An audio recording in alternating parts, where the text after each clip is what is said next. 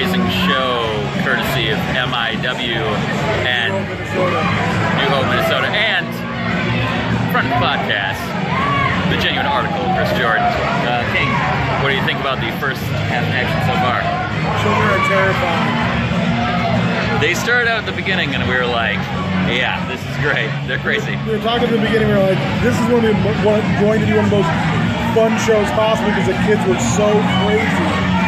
But by the end of the last match before intermission, they were like a tiny mob rushing the ring and throwing things at Rob James to the point where I thought for a second he might legitimately fear for his life. It was like children of the corn. But now he's out there selling merch.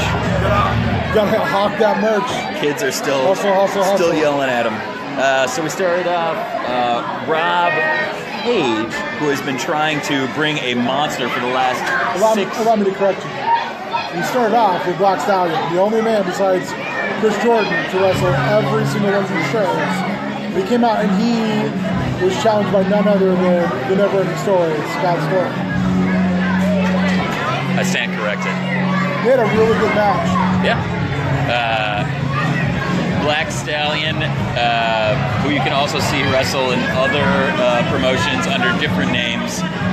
But he was real over with the crowd. Scott worked great heel match. And yeah, I think good. Really good. Solid match. Scott, again, you can tell, has found that other gear. He's lost a little bit of weight. Looks fantastic. Really solid match.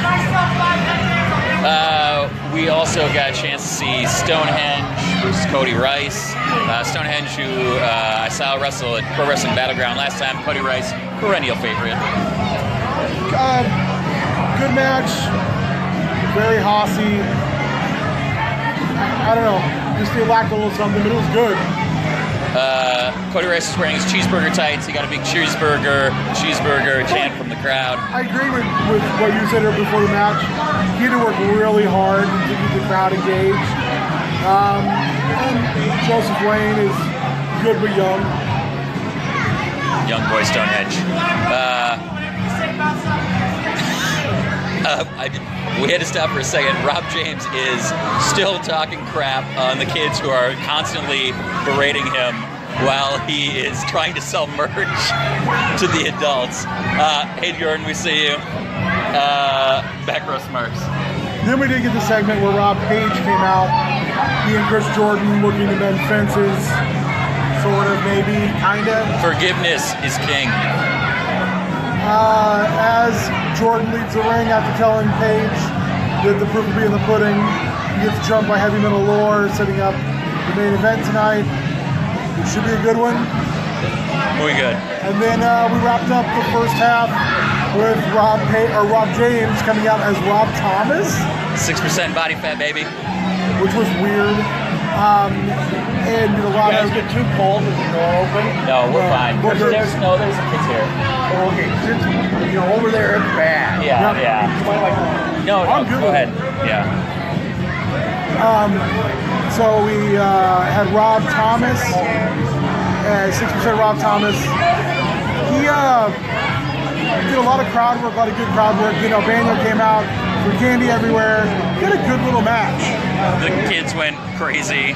And then kind of started throwing some candy in the ring, and Rob James tried to shut that down. The ref did, and then I think the parents got involved. And overall, the heat level is molten for the heels, and white hot for the baby faces. Yeah, it's kind of a classic crowd. So it'll be interesting to see what happens in the next, the second half of the show. Good show. It's been pretty fun. If the kids can keep the momentum of their energy, and Chris Jordan comes out, I think after having that little altercation in the entranceway, it's going to be crazy. Sugar up, because the second half is underway soon. We see you, GA, CJ, CD, whatever you call yourself. Go get him, kid. It's Sunday morning. I'm wearing a mustache, and that can only mean one thing, and that's we're riding with the king. We had a Holy Nativity show fundraiser put on by Chris Jordan, Minnesota Independent Wrestling. We did a little halftime report, and we thought we'd talk about the last two matches. We had Ty Cooper We're Ty's guys. Cooper Troopers. Taking on JD Bandit, the MIW champion, in his first ever MIW title shot. And then we had the barn burner of a finale, Chris Jordan against that dastardly heavy metal lore. King, lay it on the fans. How'd you like the second half? That was good.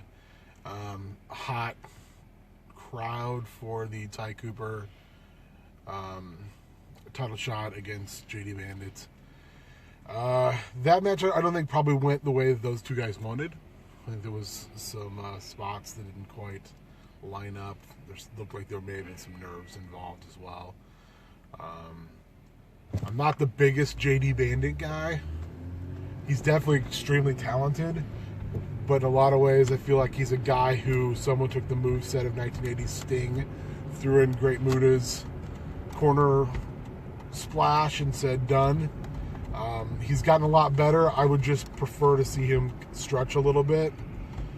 What works. It's just, to me, as a wrestling fan, it makes me kind of jaded when I'm like, that it's literally an entire Sting match I just watched, and not as good as a Sting match. So my expectation in this year is we get to see him stretch a little bit more. Ty Cooper is going to get more shots. He works his ass off. He's really, really trying to be the best he can, and he keeps evolving and changing, which I appreciate quite a bit. I said something to the king last night, and that's, ain't none of these shitty little kids seen in 1980 Sting. So, not so bad. Yeah, that's the thing, too. It's like, you can recycle something when no one's seen it or when it's old, but those of us who have seen it, I kept looking at the beard, and then also looking at my wife and going, what's with Sting? it's Sting. It's even the taunts are Sting. It's like someone just said, hey, do this, except for this corner move, and then do the Muda move in the same match with Sting.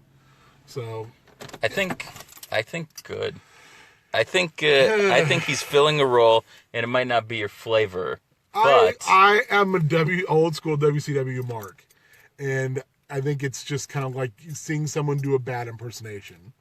Like I want to see him take what he does out of that, because some of the things he does out of it are perfect for him.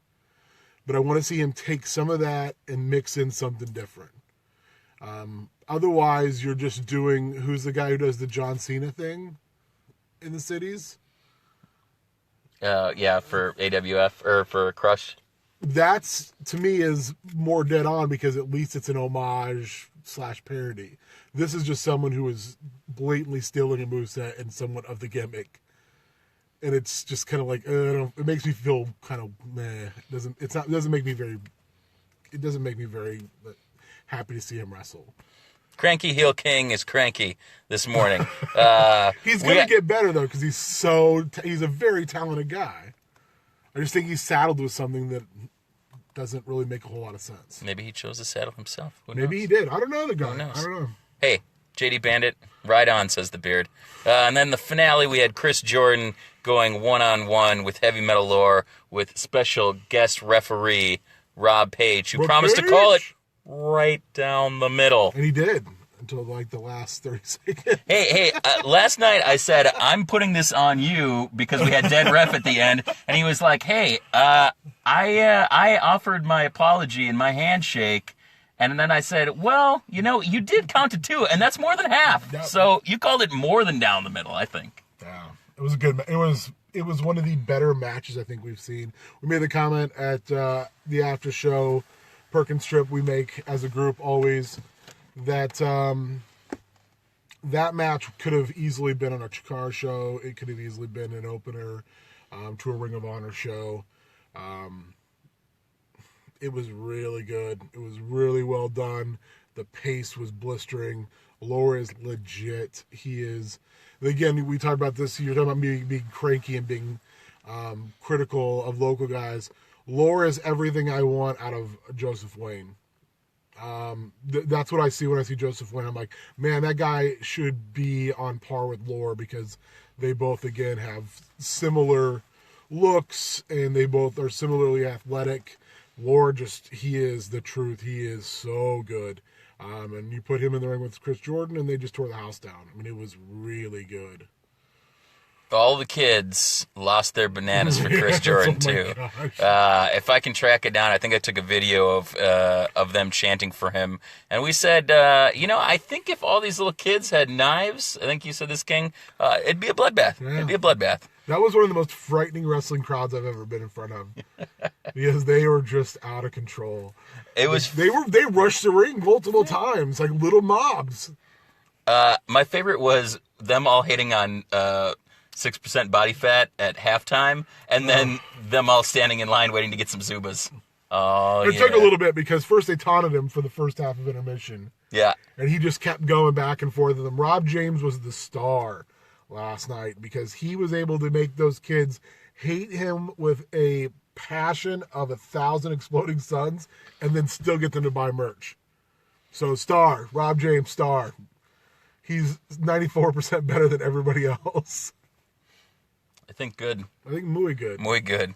So, for all the little kids out there, keep going to shows. For all the old cranky dudes, keep going to shows. Be critical. Expect the best.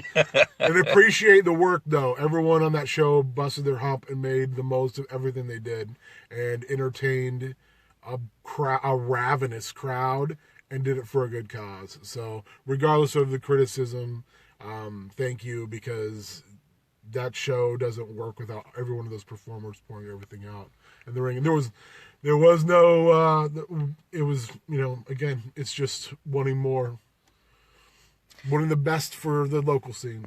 And next year, 10th anniversary, once we get rid of Cricket Terry Fox, it's going to be the Pink and Black Attack. And we can have Chris Jordan versus Scott Story in the main event. And this time on the line, it's all of Holy Nativity. This is the Beard. He's the king. We've been riding. We gotta go pick up some meats. We'll go grilling now. I'm going to be cranky. Cranky. Bye. Bye.